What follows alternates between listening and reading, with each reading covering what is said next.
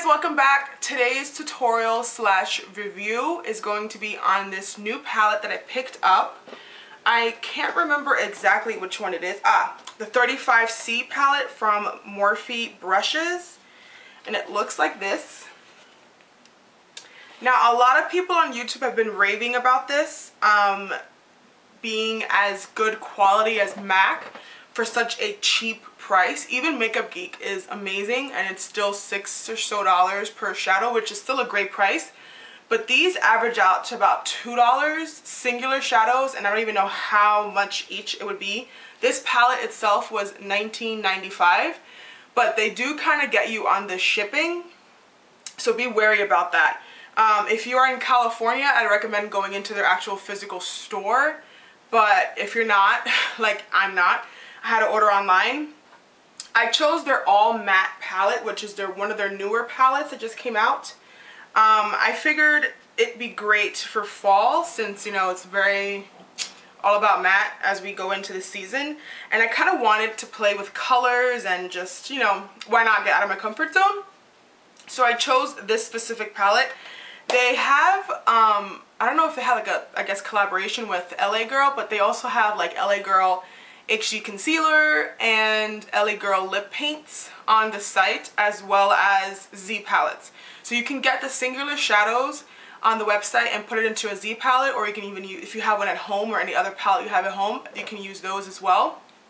But their palettes come in a case like this, very similar to the old MAC eyeshadow cases.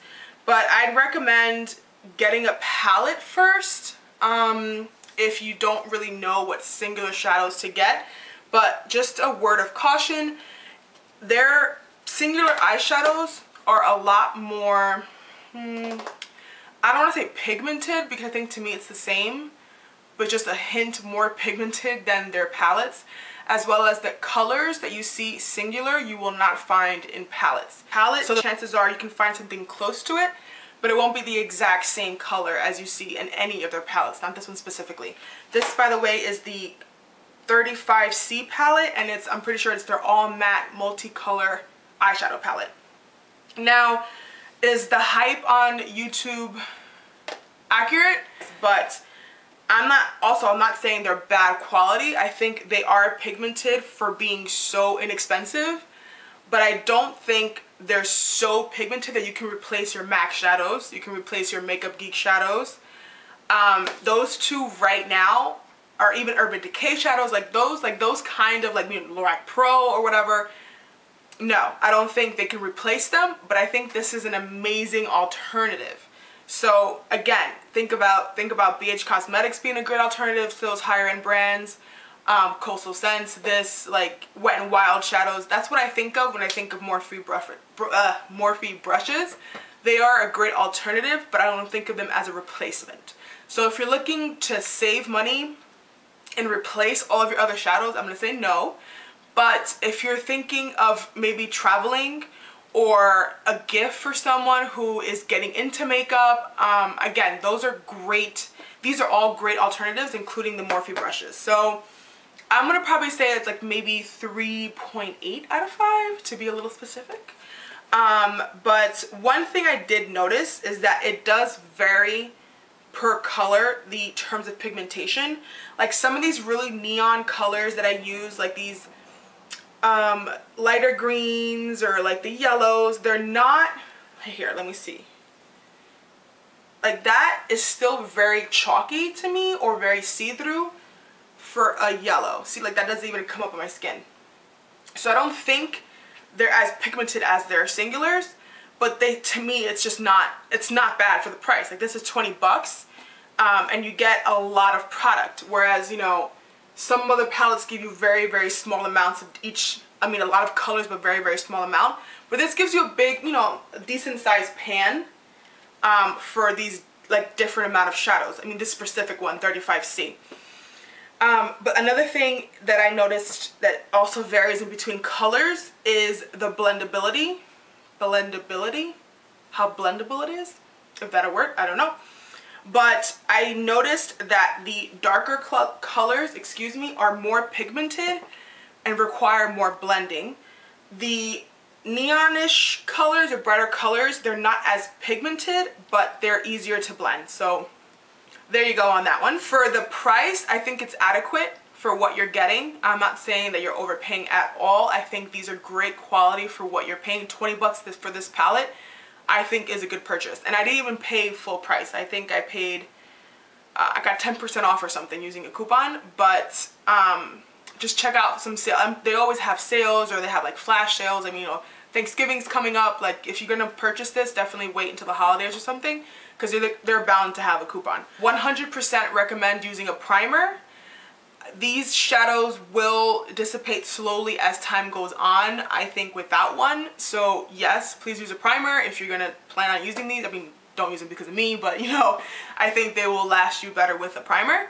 And in terms of blending, of application, you can use your finger, you can use, you know, crease brushes, whatever kind of brush you like. I think, however, it does pick up more pigment with your finger.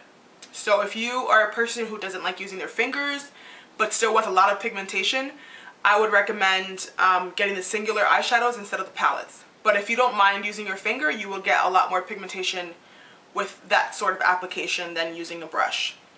I'm not saying it doesn't, but with a brush, it's great for blending, but your finger really picks up more product and places it on the lid easier. Being that this is a matte eyeshadow palette, there wasn't tons of fallout. Like, I didn't have anything on my cheeks at all. But with their glittery eyeshadows, I did hear there was a little bit of fallout, but nothing too outrageous. So I'd recommend doing any shimmery looks with any Morphe eyeshadows, doing that before you do your entire face foundation, so you won't mess up your foundation afterwards. And for this tutorial, I focused a lot on the eyes, so you're gonna see that I had already started with my foundation. My brows are done, and I just did one eye. So for any of those products that you're wondering what I use on my skin or whatever, it will be in the description bar down below. So yeah, let's get started. So first we're gonna do the primer, and I'm using an oldie but a goodie, the Urban Decay Eyeshadow Primer Potion Anti-Aging, and it has a little bit of color correction, which is why I like it so much. Take a big fluffy brush, and I'm going to use these two colors, 1 and 2, mixed together for my transition color. And don't be afraid to be messy with this. This is literally for the entire lid and crease.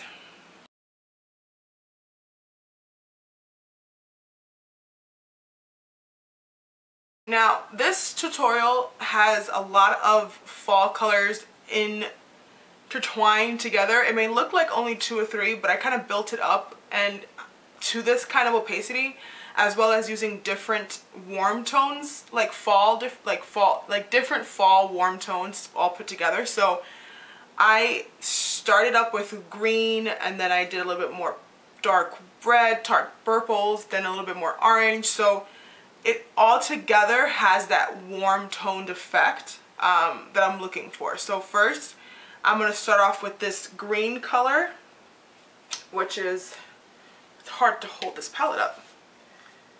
This color right here. And I'm going to use that all over my lid.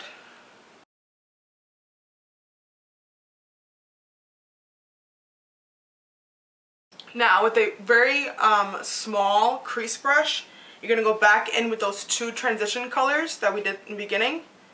A tap in each should be fine, and then just blend that back out. Okay, so now it looks a little crazy, I know, but matte eyeshadows tend to look muddy if you do not blend the heck out of them. So just keep blending until everything looks as if it's falling into each other. And don't be afraid to blend into the lid as well. Remember, the green is just to have an accent peek through.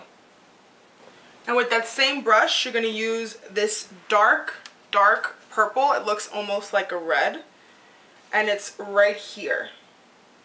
You're going to use that on your outer V to blend into your crease. Now, this is very pigmented, this specific color, so be gentle with it. I use about that much on my brush. Tap it into your outer V, into your crease, and then build from there.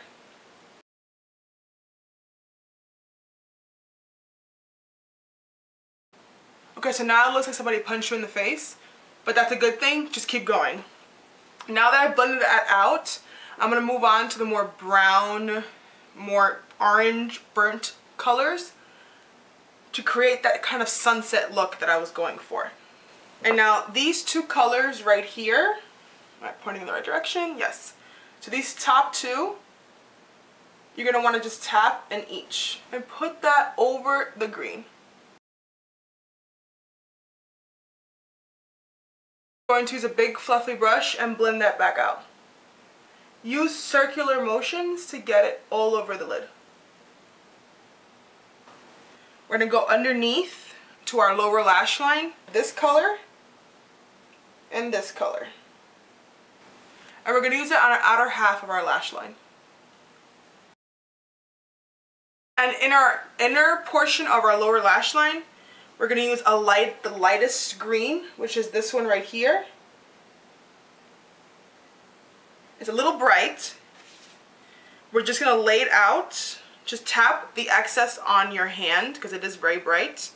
We're only going to use it to lighten this up just a little bit. You're going to use the same brush with this color, with the lightest white, well, the only white actually, and then inside.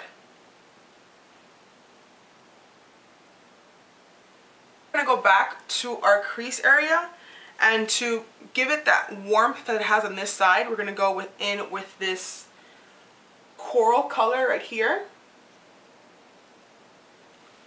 And it's really mostly for the outer edges. So start there, tap off the excess. And now with the smudge brush, you're going to go in to do these two colors, the lightest two colors together, and using that on your brow bone. Now with the big fluffy brush, blend everything together. And with that, you're done with the eyeshadows. Now to clean this up a little bit, I'm going to use my MAC Prep and Prime highlighter in Light Boost. Looks like that. And pretend you're doing like a wing liner, but on, well, the second part of a double winged eyeliner from the bottom. And use that to clean up your edges. And blend backwards.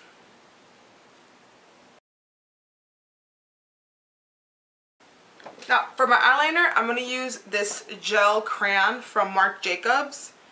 It is called the Highliner Gel Crayon, but it just looks like this. This is a travel size. I got it from the Sephora Favorites Draw the Line. I have a review for that down below if you guys want to check it out. So just use it to tight line and create a very small black line from inner corner to outer corner. Once you have that in place, you're going to do a first coat of mascara. I'm using the L'Oreal Telescopic Shocking Extensions mascara. It's my only favorite really from the drugstore. And do one coat on for your lashes. Go in with these Eylure lashes called Natural Lights, and the number is 080. It looks like that. I got this in a Target haul, I think. My most recent Target haul, I'll link that down below. Very natural looking.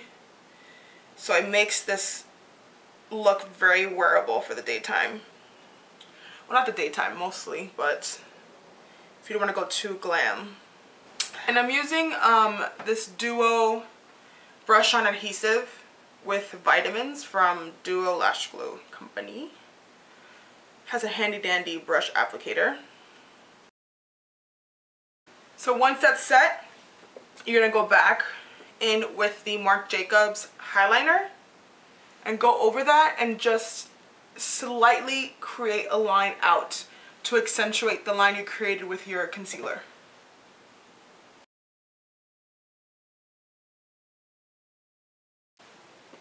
So once you covered your fake lashes lash line and it's blended in with the eyeliner, you're going to go back in with the mascara and do another coat to blend your lashes with the falsies. Then do a coat on the bottom lashes. Now you're going to do the eyeliner on the outer rim, on the outer half of your inner rim. Just for a little bit of a dramatic effect. I don't want to close the eye out by doing a full inner rim eyeliner. Then with the eyes, you're going to go on with the rest of the face. I chose to go with Milani's Baked Blush Red Vino, which looks like that. Milani's blushes, as you can tell, are very pigmented, so go slowly as you work it forward.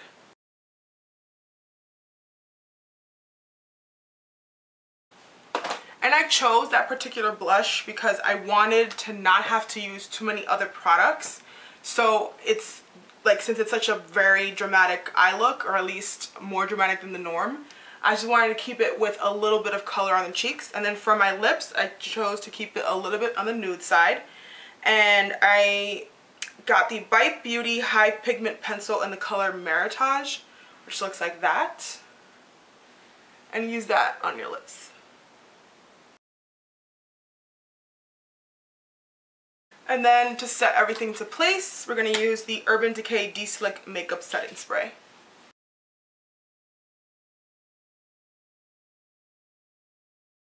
And that completes the look. Thank you guys so much for watching. Stay tuned. I will be doing a lot of more videos now that I'm back on YouTube from that little hiatus I took. But yeah, thank you so much for subscribing, for those new subscribers, and have a great week. See you guys next video. Bye.